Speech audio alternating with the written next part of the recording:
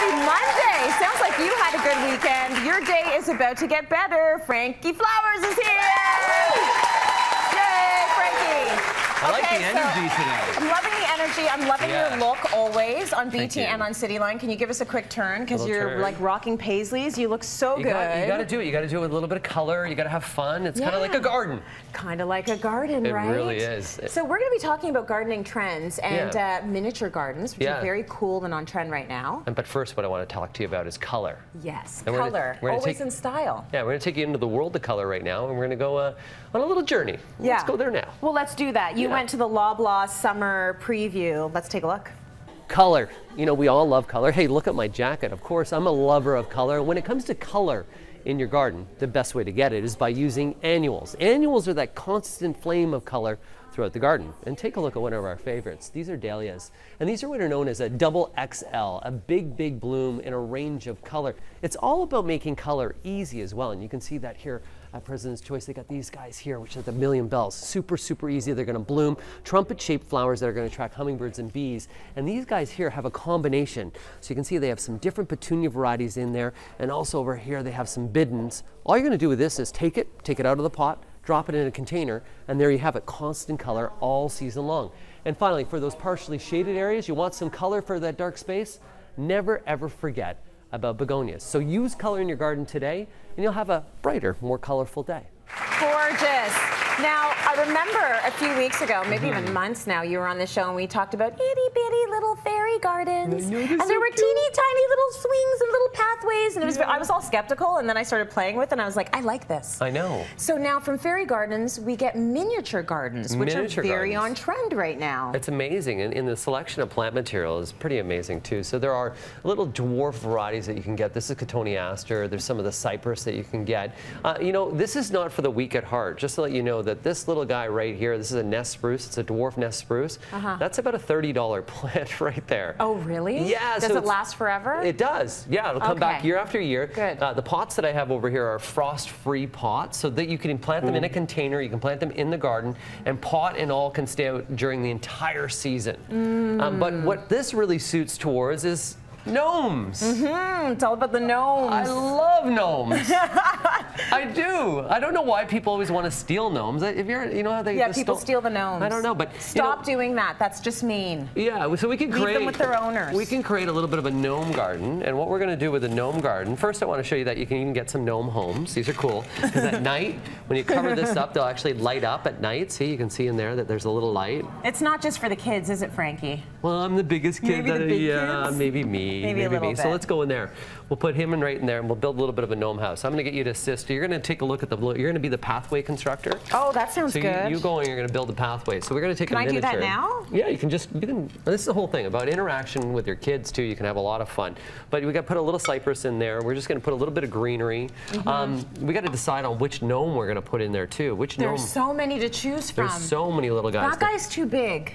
I say we go with one of the tinier guys. Maybe the guy with the orange hat. That's good. No, the guy with the red hat. You want the guy with the red hat? The guy with the red hat. Okay, so you pop him in there. Well, we can pop him over to the side. Well, I kind of wanted him to be at the end of my path. You do whatever you wish. Okay. What I've learned, gentlemen. We were about sharing. What I've learned in life, gentlemen. Always do what they want to do.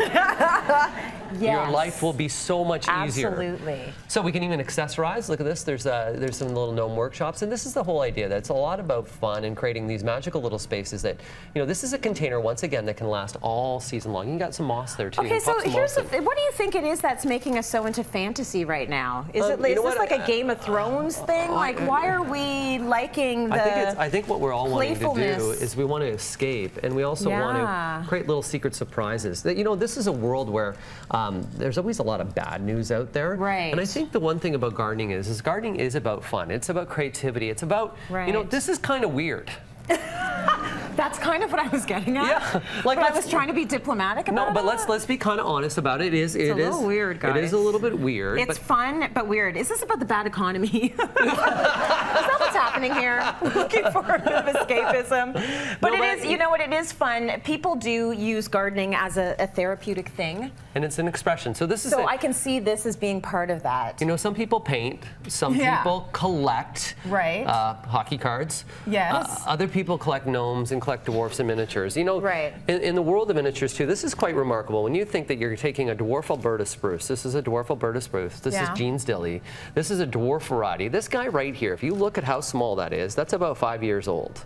So, you know, yeah, and that's why these are a little bit more expensive. This is a cypress. If you take a look at the cypress, so let's say that you even have a rock garden, and at your rock garden you really want to start to accessorize and put some beautiful looking plants. This guy here is a cypress, and this one here, you know, it's about $15. Why is it $15? Well, it takes a long time for it to grow. Okay. So there are, sorry about that, guys.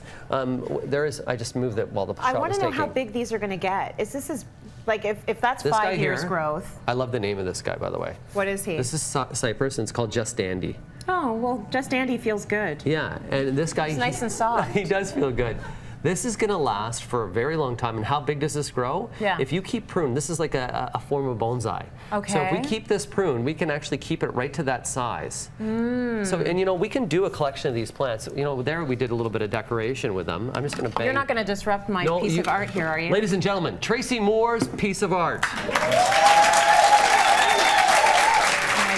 little miniature garden there. You know, if you don't want to be weird, what we can do is we can just create a container that we're just going to put a selection of greens in there, and you're going to moss it up after the fact. Yeah. But you know, that there is just an entrance container where you don't have any color. We can actually just pop in different variations of green. You can see we have a little bit of a yellow green to a deep green. See, I like that. That's right up my alley there, We're going to go into a little bit of a bluey green. And you know, greens right now are becoming more and more popular all the time. I'm going to pop in a cotoneaster at the front here. And green always makes sense. And you know what? We're going to change. Let's change the moss up. You don't want this one? I want you to go bright. Oh, look at this. Okay.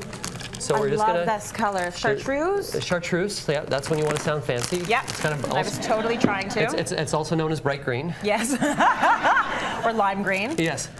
So we're just going to I love this stuff. So the good thing about these mosses, are they inexpensive? Oh, very inexpensive. And you know, a little bit of moss goes a long way. And it's also going to retain a little bit of moisture for you. Okay. We're just going to move this up. Well, that's what I like about it. This is good cover for not a lot of money. So look at that. You know, just in a few moments, what did we take? About 4 minutes to create 2 different looks. There you go. And you get that nice, green, gorgeous, lush miniature garden. There you have it. So nice. Give it up for Frankie. That's lovely. That's very nice. I love that. Well, looking for color in your shade garden. That's a tough one. Loblaws has several options. Take a look. This variety here is called Grape Expectations. Yeah, there's a lot of grape in that. That's Coral Bells, a beautiful perennial plant that offers color not through flower but through foliage. A lot of the times you forget about those leaves out there in the garden. Probably something that you do know and you're probably used to is this here, which is potato vine. The Ipomoea is really easy in a container, great in sun. And look at the contrast just between the lime green and the darks. Okay, let's talk a little bit more about shade. You know, a classic, one of my favorites is this one right here, which is a hosta. That's a brand new hosta called Island Breeze, and you can see the yellow foliage there. Fantastic. Now, these guys here are something that a lot of people forget about, and they're called Rex begonia, not because of their bloom, but because of their foliage. And take a look at this one right here. I call this the Colin and Justin one because they love that whitewash effects. That one there is called Shadow King, Cool White. And you can see it almost looks like paint splatter fell on it. So if you're gardening out there, don't forget about the leaves that you're using for contrast in the garden. It's not just all about bloom. A lot of the times it's about foliage. Well, guess what? Now you are ready to start your summer planting. Loblaws has sent down gift cards for the entire audience to visit their garden center. Enjoy.